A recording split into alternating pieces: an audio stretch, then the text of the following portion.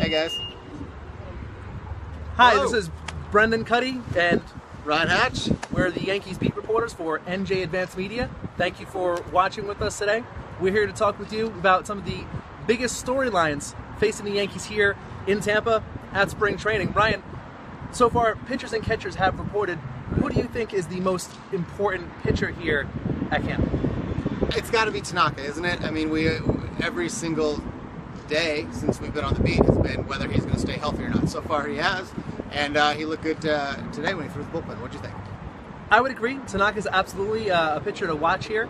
I would say also Aroldis Chapman in his adjustment to being with the Yankees, and as he waits to find out whether Major League Baseball will suspend him for whatever domestic violence incident may have happened that night in October. But switching gears, who do you think is the catcher to watch? Well, Brian McCann's your starter, obviously, and I think it's as long as he stays healthy, he's going to pitch. He's going to catch 130, maybe 140 games. What's interesting is whether it's going to be Gary Sanchez or Austin Romine backing him up. Who's going to win that job? Sanchez, only 23 years old, kind of is billed as the Yankees' future at catcher. Are they going to let him? Are they going to have him develop at AAA and catch 100 games, or are they going to let him play in the big leagues? I don't know. What do you think? Well, I would think that the Yankees' best possible team would be to have Gary Sanchez backing up Brian McCann all year. But there are some considerations. Is Gary ready to handle the backup catcher's job right now? Can he handle a major league pitching staff? Can he handle a part-time job? He's been a full-time player his whole career. Also, there's the tricky situation of his service time. If they keep him down in the minors for a little more than a month, maybe you squeeze an extra year of service time from Gary Sanchez. And for MLB.com, ranked Sanchez the baseball's second best prospect out there, second best catching prospect out there. That's got to be an attractive idea. Wouldn't you want him, though? Because at some point he's going to have to catch in the big leagues, and you don't want him just jumping into it basically without ever having even spent a season in the big leagues. Now, I mean, there's something to be said to delaying his clock time, and so they get to keep him for an extra year. It seems like you said, though, it would be smart to have him learn how to play in the big leagues and what it's like, don't you think? Right, yeah, get him a taste, get him a sip of his cup of coffee. That's absolutely positive. Switching gears, though, what do you think is the most underrated storyline here of camp? Probably the front end of the bullpen. I don't know as Girardi said today, we kind of know the three guys at the back end of the bullpen: Chapman, Betances, and Andrew Miller. What other relief pitchers are going to fill that 5th, 6th, 7th inning? We don't know who it's going to be, and it's pretty wide open at this point. Can Chasen Shreve jump into that role? I don't know. What do you think? I agree. I would say the front end of the bullpen has yet to be established. It seems like the way the Yankees have put together their lockers in the clubhouse, if this is any kind of indication of anything, they have a row that looks like it could form a major league pitching staff with Nick Rumbelow, Brendan Pinder, with Jacob Lindgren, with a few guys alongside the big names, Aroldis Chapman, Dellin Betances, Andrew Miller, that look like they all fit in. So is that the Yankees tipping their caps? Maybe, maybe not, but they also seem like they could jump into that rotation, that bullpen front end. As a funny aside today, we were talking to Evaldi, and Evaldi throws 100 miles an hour pretty regularly as a starter, and we said he's sitting right next to Chapman, and we said, is this the first time in your career you've ever lockered right next to someone who can actually throw harder than you? And he said, yeah, that was it. Nathan Evaldi, man of few words.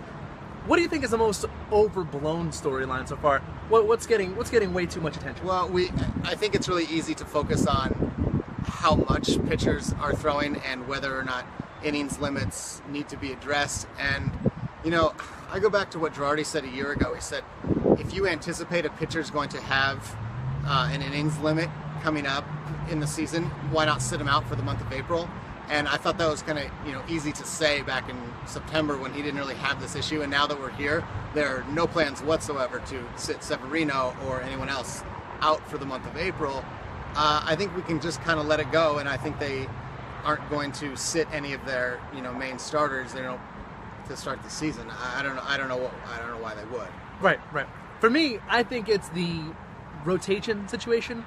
if everybody comes out healthy, there's almost no doubt that CC Sabathia will be the number 5 starter. Right. Almost no matter how poorly he pitches. You saw him last year get smacked around, and repeatedly the Yankees said that the numbers don't matter. Well, what would change from this year to last year? Unless Ivan Nova's pitching lights out, CC Sabathia will be the number 5 starter. And going ahead, what would you tell Yankees fans? What you wouldn't be surprised to see that may surprise them?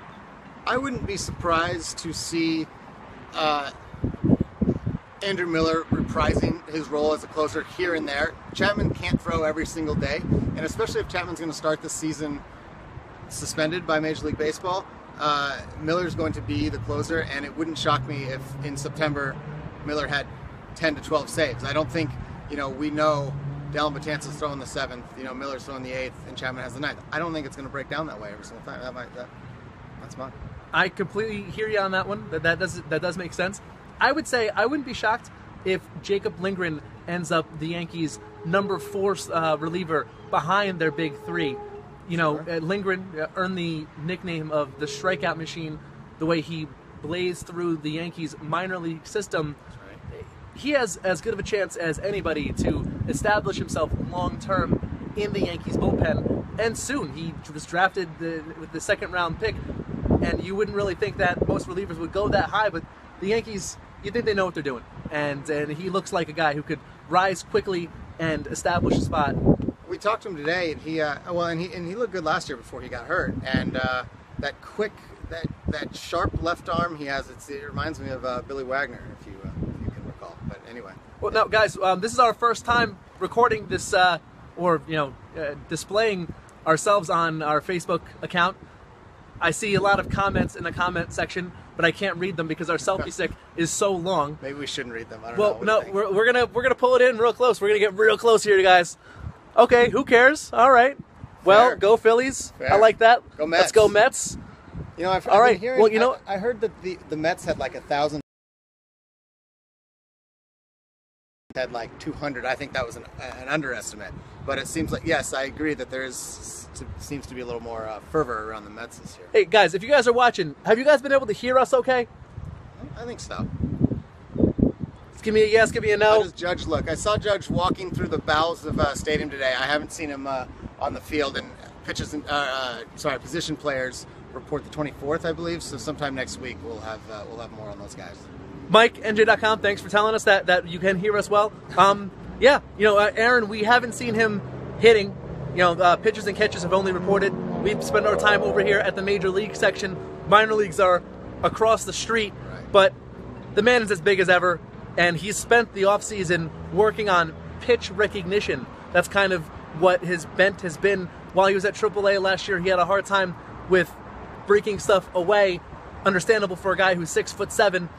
So yeah, I'm sure he's looking good right now. You know what? We are at 8 minutes.